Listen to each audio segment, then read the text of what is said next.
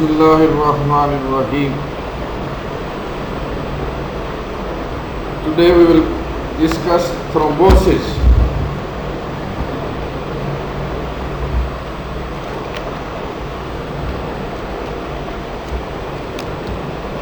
The primary abnormalities that lead to thrombosis are endothelial injury, stasis or turbulent blood flow, and hypercoagulability. The so-called varicose triad. You can see this picture. These major factors, all these three major factors, they lead to thrombus formation. You can see the arrows in your answer sheet. Many students they don't make these arrows, so this you must remember this picture properly. Endothelial injury, hypercoagulability, abnormal blood flow. All these are leading to thrombosis. You must make these arrows in your answer sheets in theory.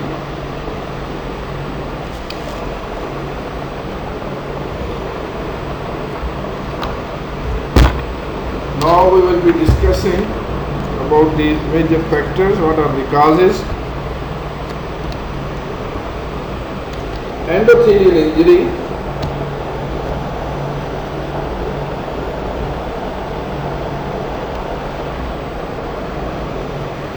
We have discussed in previous lecture, I have shown you this picture, but when there is endothelial injury, what will happen? Behind the endothelial cell is the vessel walls, there are subendothelial and subendothelial structures. These will be exposed like von Willebrand factors and other things. And then there is platelet adhesion aggregation. This results in thrombus formation that seals the injured site. You have learned this. So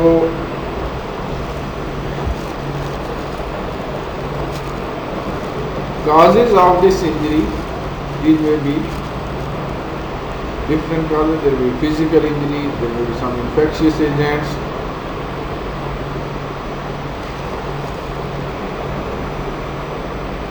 Abnormal blood flow, there may be some inflammatory mediators, or there may be some metabolic abnormalities. People with hypercholesterolemia, high cholesterol level in the blood, or homocystinemia, high homocysteine in the blood, or in smokers, toxin absorbed from the cigarette smoke. All these things can result in endothelial injury.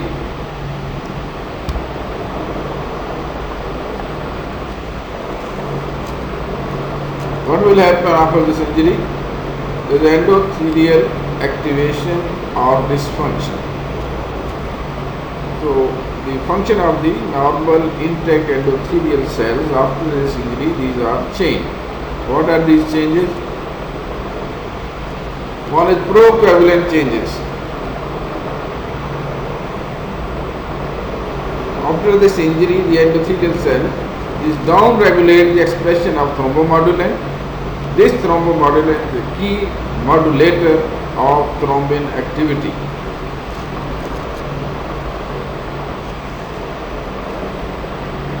This sustained thrombin activation, this will stimulate the platelets. This can augment the inflammation. Inflamed endothelium also down-regulates the expression of protein C and tissue factor tissue factor pathway inhibitors. All these changes, they are procoagulant changes. They lead for a favor for thrombosis, prothrombotic state.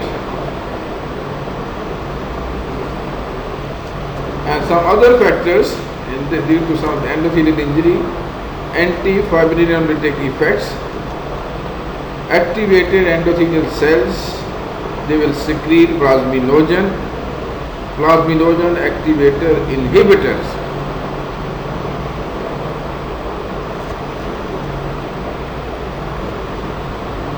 These inhibitors will inhibit change of plasminogen to plasmine. This will result in plasmine will degrade. So this all will be again prothrombotic effect. So there may be down regulation of the expression of TPA, tissue plasminogen activator.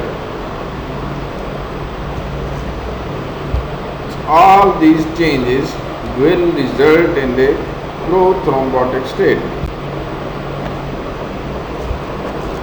Another major factor, that is alteration in the blood flow.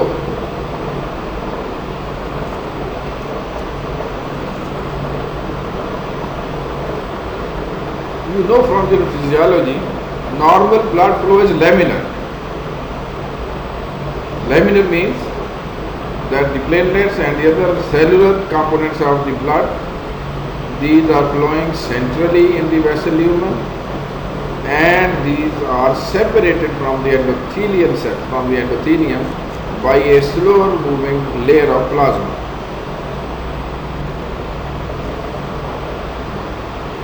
Formed elements are in the center, and on all sides they are covered by plasma. So this plasma is mainly in contact with the endothelial cells.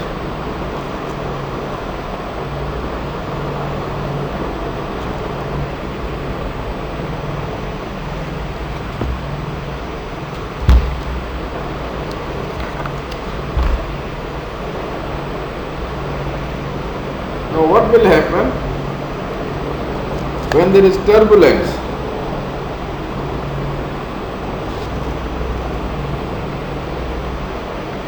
This laminar flow is disrupted.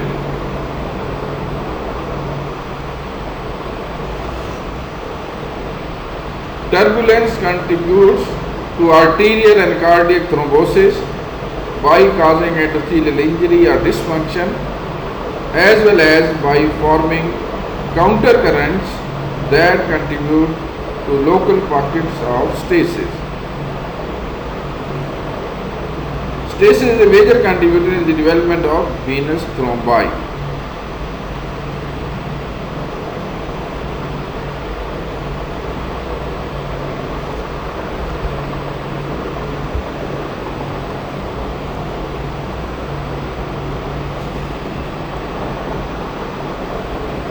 So this endothelial injury, this alteration in the blood flow, this turbulence, this will also promote endothelial activation. One is endothelial. Now this turbulence also activate or promote endothelial activation, and this will result in flow-induced changes in the expression of adhesion molecules and pro-inflammatory factors. This turbulence will disrupt the laminar flow and bring the platelets into contact with the endothelium. So there will be enhanced adhesion and activation and aggregation of platelets.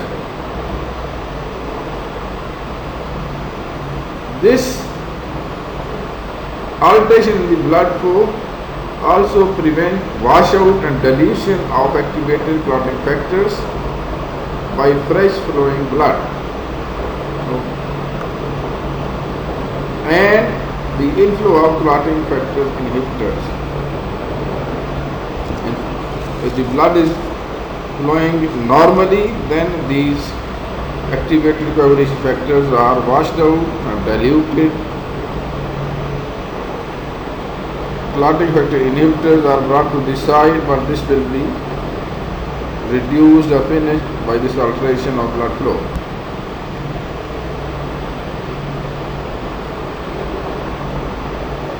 Alteration in blood flow we can see in different conditions like ulcerated atherosclerotic plaques, Ethyroma. We will learn this in both here. There is deposition of cholesterol crystal.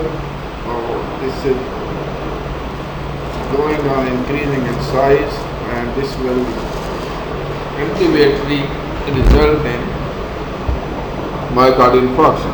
So there is turbulent blood flow. This turbulence can produce the prothrombotic state. There may be formation of aneurysms within the heart chambers, and this will result in local stasis of the blood. Ethyroma can lead to acute myocardial infarctions. Again, there will be stasis and flow abnormalities because the myocardium is not contracting normally.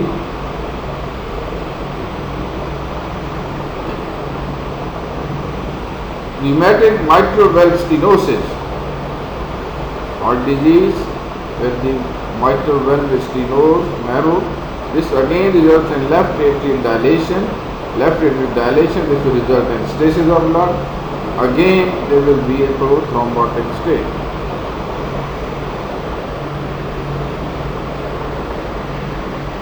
So alteration in the blood we can see in different conditions like polycythemia vera. Blood cell count is high, there is more resistance to flow of blood. Sickle cell anemia, the shape of the red cell is abnormal. Again, there is resistance to flow, and this will result in stasis.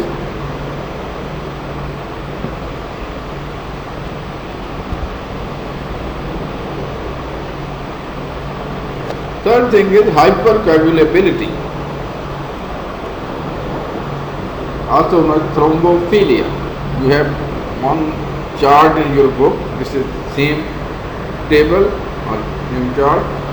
Major causes in primary causes. Primary means genetic causes.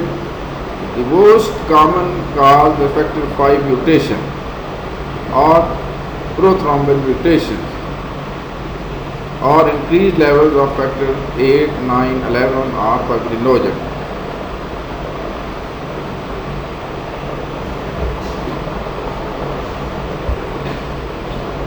Rare causes of hypercoagulability, genetic causes may be antithrombin 3 deficiency, protein C deficiency, protein S deficiency.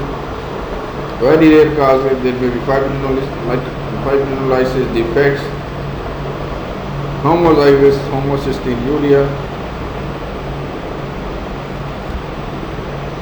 Secondary or acquired causes, there may be some high risk factors that may lead to thrombosis, prolonged bed rest or immobilization due to any cause.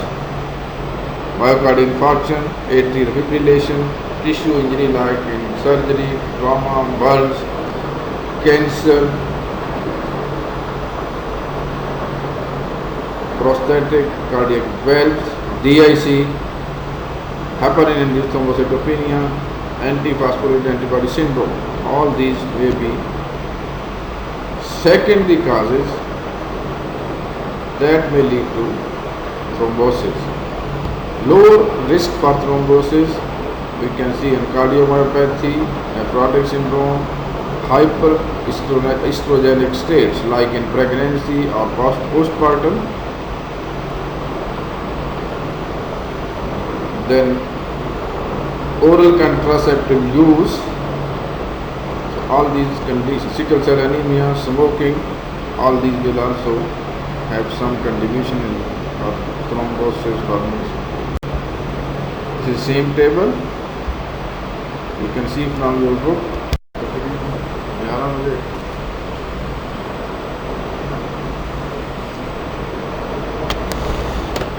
Bismillahirrahmanirrahim. Today we will discuss thrombosis.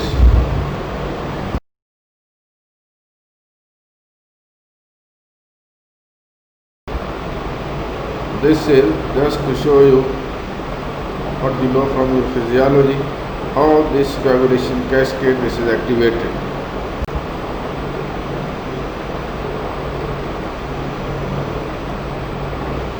What happens in factor V Leiden mutation? Primary hypercoagulability. Factor V Leiden mutation. Leiden mutation. This was given the name on the name of that city in the Netherlands where this was first diagnosed. 2 to 15% of the Caucasians, they carry a single nucleotide mutation. That results in this thrombotic tendency. In some patients where we see recurrent attacks of deviant thrombosis, the percentage of these patients with this mutation may be up to 60%. But in general population, we have 2 to 15% of the people like this, but patient with history of recurrent attacks of DVT, we will analyze their chromosome, maybe 60% of these patients will be having this factor V Leiden mutation. What is this factor V Leiden mutation? One amino acid is replaced by another amino acid. Glutamine to arginine substitution. Add amino acid residue 506.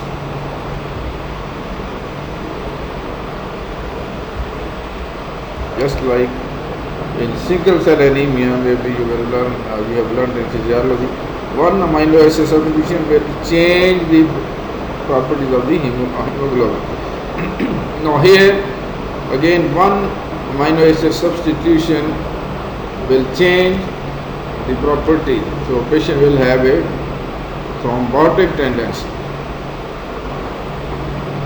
This change will render the factor V resistant to cleavage and inactivation by protein C. What is the result of this? Heterozygotes, yani both alleles are abnormal, one allele is abnormal, one is normal. Heterozygotes have a 5-fold increased relative risk of venous thrombosis, and homozygote, the patient where both alleles are abnormal. Homozygotes have a 50-fold increase. Heterozygotes 5 times more risk of thrombosis. Homozygotes for factor V Leiden mutation, they have a 50-fold increase for thrombosis. Now secondly, hypercoagulability, high risk for thrombosis. These are the conditions where we can see increased risk of thrombosis. Prolonged bed rest, immobilization due to any cause. Maybe there is some fracture of the hand, we put the plaster, fracture of the tibia or femur, and we put the plaster, immobilize the patient. In all these patients, this is another additional risk factor for thrombosis DVT. Myocardial infarction, atrial fibrillation, surgery, fracture, burns, cancer, prostatic heart valve, PIC, heparin-induced thrombocytopenia, antiphospholipid syndrome, all these have high risk for thrombosis. Low risk for thrombosis in patient with cardiomyopathy, nephrotic syndrome, pregnancy, postpartum, oral contraceptive drugs, sickle cell anemia, smoking. We have discussed these factors.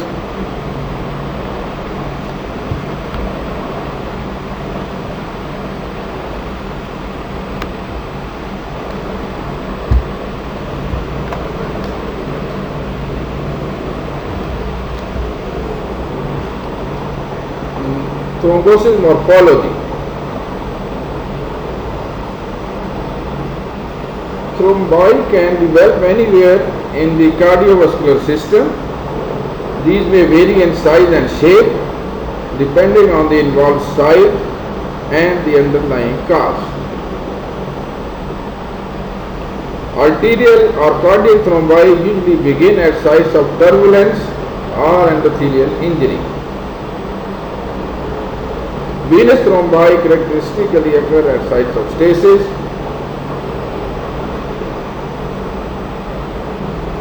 Thrombi are focally attached to the underlying vascular surface, particularly at the point of initiation.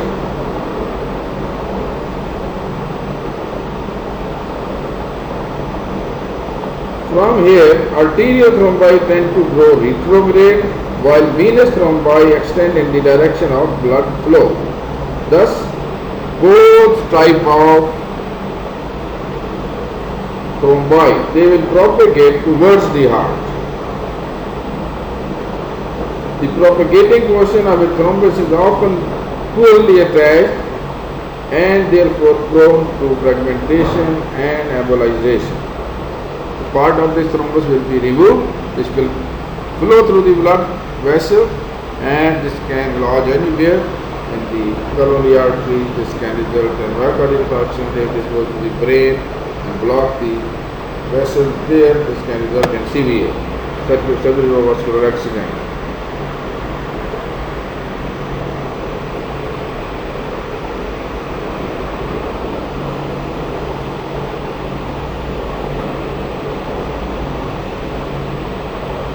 Thrombi often have grossly and microscopically apparent laminations, and these laminations are known as lines of Zahn. These are rich in platelets and fibrin deposits, alternating with darker red cell rich layers. Why these lines are produced? Lines of Zahn. One area there is more platelet and fibrin deposition. These will appear pale or whitish in color, and another alternative band, this will be more red, which contains more red cells. What is the significant clinical significance of these lines of Zahn? If these are present, this means thrombus was formed in the flowing blood. So this is very important to differentiate between the ante-mortem and post-mortem thrombosis. So you have to do this post-mortem. We will learn this in forensic medicine, how we can differentiate that this thrombus was before death or after death. These are the lines of Zahn. You can see this whitish area, more platelets and fibrin deposit, red area, more red cells.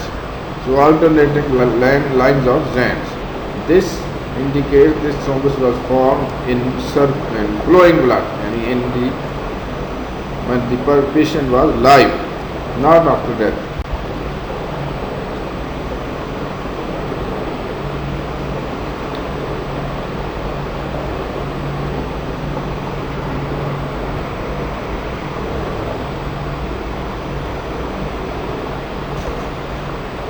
Now there are different types of thrombi.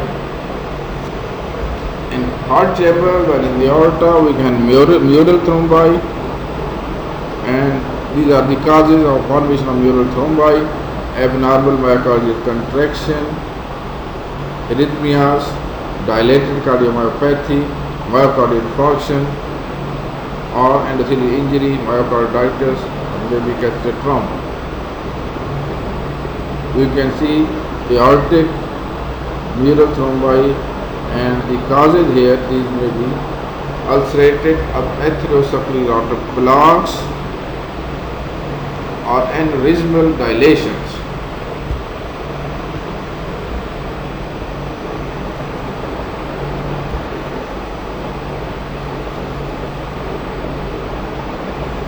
So these thrombi,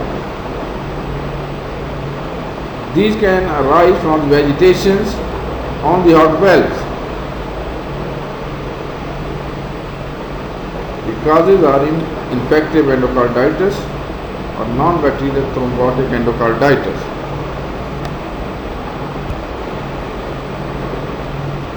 You can see the mural thrombi, cardiac chambers.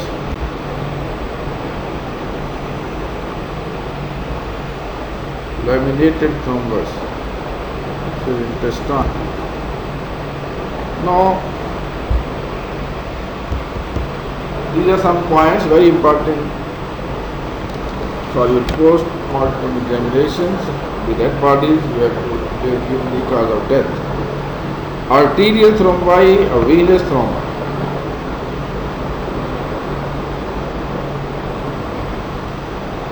Arterial thrombi, main causes are turbulence, blood flow, endothelial injury. Venous thrombi mainly these will occur when there is venous stasis. Arterial thrombi will be containing platelets, fibrin, red cells, leukocytes. You can see this type of thrombi in coronary vessel, cerebral vessels or femoral vessels. Venous thrombi, these may be occlusive, more red cells, low platelet counts. This we will see mainly in when there is stasis of blood.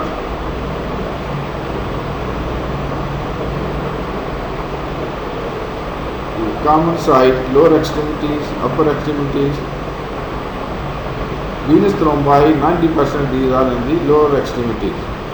In other 10% the cases you can see these thrombi in upper extremities, periprostatic plexus, ovarian, periuterine veins, dural sinuses, portal and hepatic vein.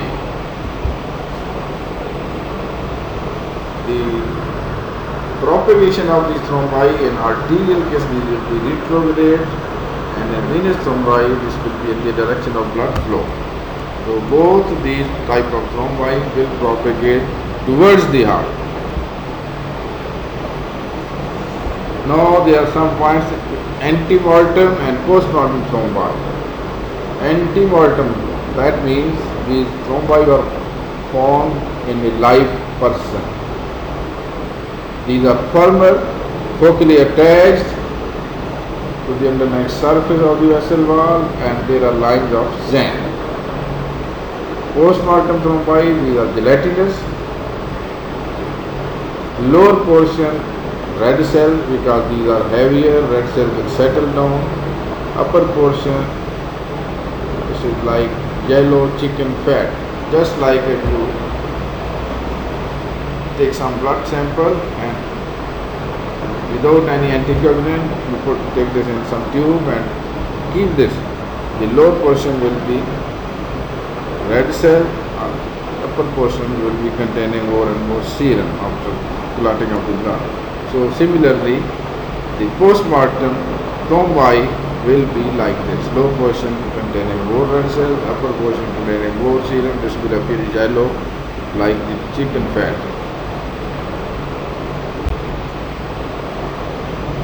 Now, fate of thrombus. What will happen if there is thrombus formation? This can propagate and large in size. A part of this can be detached and this will flow in the blood within the vessel walls, and this can go to any part, and where this will block when the small vessels will come. This is known as embolization or embolism. Propagation, embolization. Another possibility, this is dissolution. Clot formation is there, but there are some factors already present in the blood and plasma from the Almighty Allah. These fibrinolytic system is activated. This will dissolve the clots. Plasminogen will change to plasmine. This plasmine will degrade the fibrin thread, and FDP, FSP, fibrin degradation products or fibrin split products or D-dimer, these are separated. So all the clot may be dissolved. This is dissolution. There may be organization and recanalization. I will show you this in this picture. See this picture. What is the fate of thrombus? You can see this. There is some vein in this picture, iliac vein. This is thrombosed. Now what will be the fate of this thrombus? One possibility, this can propagate towards the heart. This is venous thrombus, this will propagate towards the heart, more and more increase in size.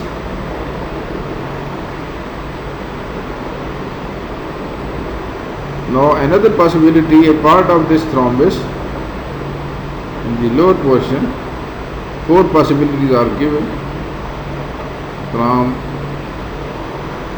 left to right. You can see this. One possibility is resolution or dissolution. Thrombus is formed, fibrinolytic system is activated, all this thrombus is dissolved. This is finished by the fibrinolytic system. So this is resolution, and blood supply is again maintained. Second possibility, a part of this thrombus may be dislodged. This will travel through the lung, this will travel through the vessels, and this can go to any part. So through the right atrium, right ventricle, this will be pushed to the lungs if this is a venous thrombus. So this can cause pulmonary infarction, embolization to the lungs. But depending upon the size of the thrombus, size of the embolus, there may be variable effects in the lungs.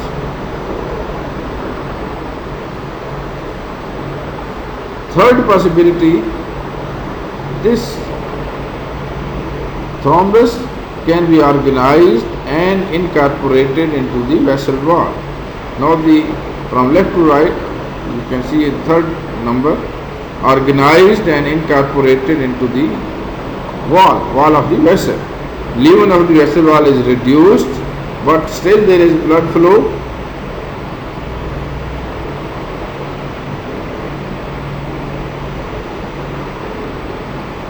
And fourth possibility, there is organization and recanalization of this thrombus.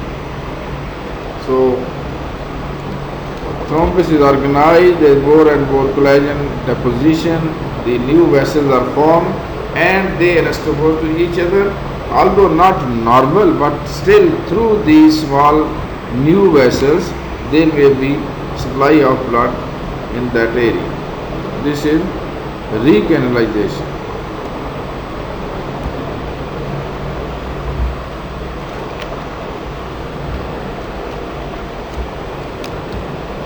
The primary abnormalities that lead to thrombosis are endothelial injury,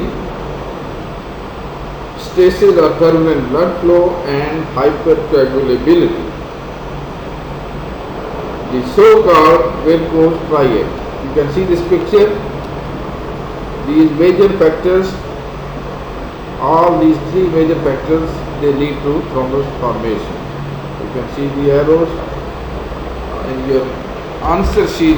Many students, they don't make these arrows. So you must remember this picture properly.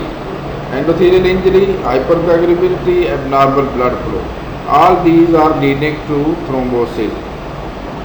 You must make these arrows in your answer sheets in theory.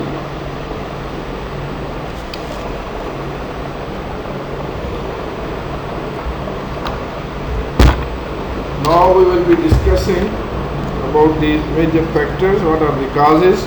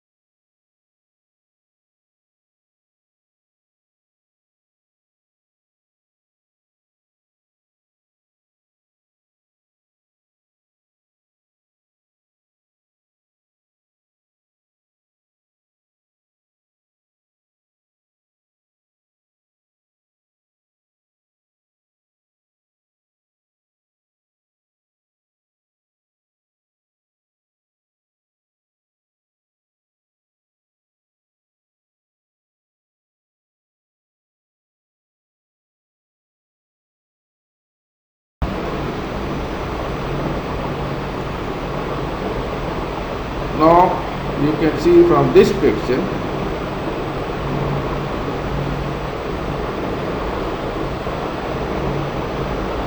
now here you can, in left side you can see lipid core. The lipid core means this is atheroма formation. There is deposition of cholesterol crystals. There are other things. They are accumulating more and more, increasing in size, reducing the lumen of the vessel. But this is covered by a fibrous cap. In left side you can see this fibrous cap is very thin. So these patients are more vulnerable. They have more chances to get this fibrous cap ruptured. So they have more clinical problems. There will be hemorrhage into the atheroма, or this will cause ulceration of the atheroma. So this will result in different clinical conditions. This is a vulnerable plaque. So on the right side you can see again there is a lipid core. That means there is atheroma formation, but this is covered by a thick fibrous cap. So this is stable plaque. Although the lumen of the vessel wall is reduced, but the atheroma is covered by a thick fibrous cap, so there are less chances of rupture of this fibrous cap. So maybe these patients are relatively stable, they have less clinical problems. This is basic structure of an atherosclerotic plaque. Maybe you will learn in more detail in the fourth year. Note that atherosclerosis is an intimal based process. So this starts in the intima. There is deposition of cholesterol crystals. The monocytes are taking more and more fat. There is some inflammatory process. So all this results in the formation of an atherosclerotic plaque or atheroma.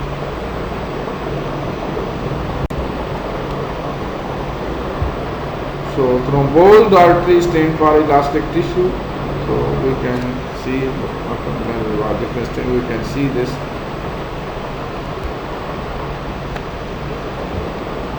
What is the clinical significance?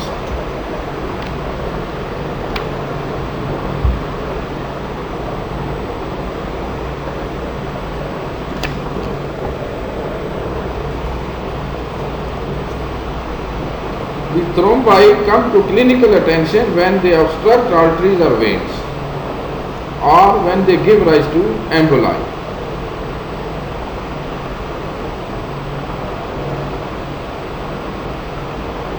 The clinical presentation depends on the involved site.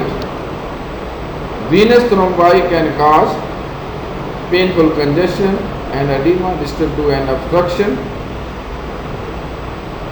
but these are mainly of concern due to their tendency for embolization, mainly to the lungs. A part of this thrombus will be separated. Now this will go to the larger and larger veins, then to the right ventricle. This will push this to the lungs. Then depending upon the size of the alveolus, there may be different fates of this patient. Maybe pulmonary infarction, sudden death, or maybe a very small in size, may be unnoticed.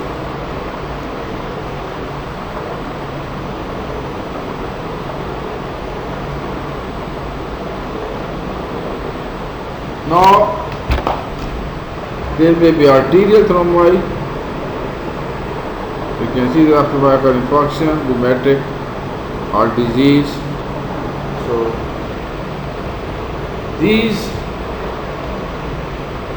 thrombi, when this will dislodge, they will embolize.